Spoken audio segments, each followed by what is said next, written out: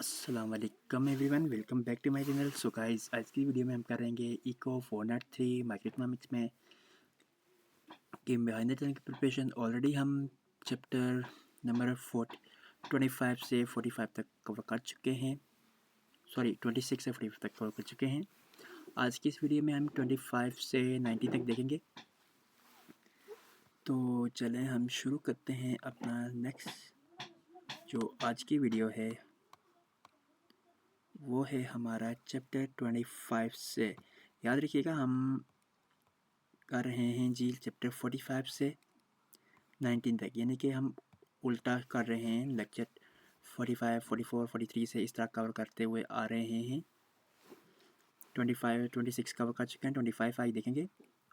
Letter 1970 as the economy was recovering, यानी कि oil price shift short up gain करती थी causing and other hog supply stocks के। इसमें हमने ऑयल की प्राइस वगैरह या स्टॉक्स देखने हैं। तो क्या कह रहा है कि 1980 ऑयल स्टॉक्स क्या करते हैं। 1980 a favourable supply stocks a significant falls in oil price. कैसे predict effect of the oil price. कैसे इन्फ्लेक्शन क्या करती है, इंक्रीज होती है, आउटपुट डिक्रीज होती है, अनएम्प्लॉयमेंट इंक्रीज होती है, and then the gradual recovery. फिर कहता है जी इन 1970 ऑयल का अर्ली 1970 में जो 11% इन 1973 में था, 68% ऑयल की प्राइस जो थी हमारी 1974 में थी, और 16% 1975 में। ये डेट और परसेंटेज याद रखनी है। Next is the oil price of shift SRAS are causing output and employment to fail। ठीक है। नेक्स्ट है जी हमारा स्टेबलाइजेशन पॉलिसी क्या होती है। Policy action aimed at reducing the security of short run economic flection supply shocks alternate production cost affect the price that firm change also price the effect on negative demand stocks क्या हैं जी। the shock if shift AD left causing output and employment fail in short run shocks हैं क्या। exogenous change in aggregate supply or demand shocks temporarily push the economy away from full employment. A demand shock is the sudden and unexpected change in aggregate demand that temporarily cause output to raise above fall below the natural level. Time horizon क्या है। Long run में price are flexible response to change in supply और demand. Short run में price are sticky at some prediction level. Classical economic theory क्या कहती है जी। Output is determined by supply size. Output क्या डिटरमाइन कहती है बाय सप्लाई साइज से। Supply of capital labour technology and change in demand for goods and services CIG only affect price, not quantities. Complete price flexible in a cruel exception, so classical theories apply in the long run. Classical theory कहाँ पे apply होती है, long run में। Aggregate demand क्या कहती है। The aggregate demand curves show the relationship between the price level and the quantity of output demand. Next है जी हमारा वो है जी the quantity equation as aggregate demand. इसकी इक्वेशन क्या लिखते हैं हम। M P is equal to P Y.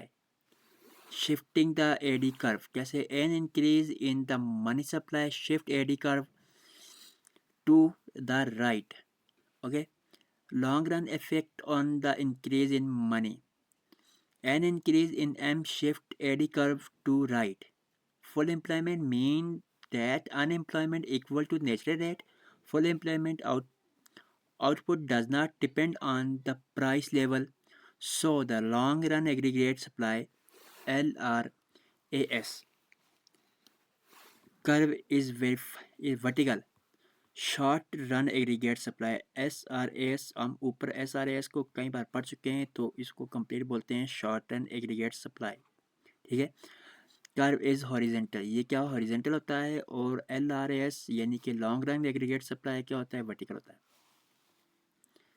Next है जी हमारा, हमने यहाँ पे एक और चीज़ पढ़ी थी ऊपर, ये AD, ये भी आ सकता है। AD क्या होता है, तो AD होता है research in development. 3 factor about RD, sorry ये RD है, वो AD था। RD 3 facts about RD in the real world। Real world में 3 steps कौन से हैं? The most research and development RD is carried out by the profit seeking firms। profit seeking firms से firms earn profit from innovation high through patient of first movement advantage when the given temporary monopoly power। Invention create position estimate by making future research easier and cheaper। Next है जी हमारा 2 sector model क्या है जी? Manufacturing firm produce goods, manufacturing firm क्या produce करती है? Goods को। रिसर्च यूनिवर्सिटीज़ प्रोड्यूस क्या प्रोड्यूस करती है? Knowledge that increase labour efficiency and manufacturing. Exogenous growth of theory क्या है जी?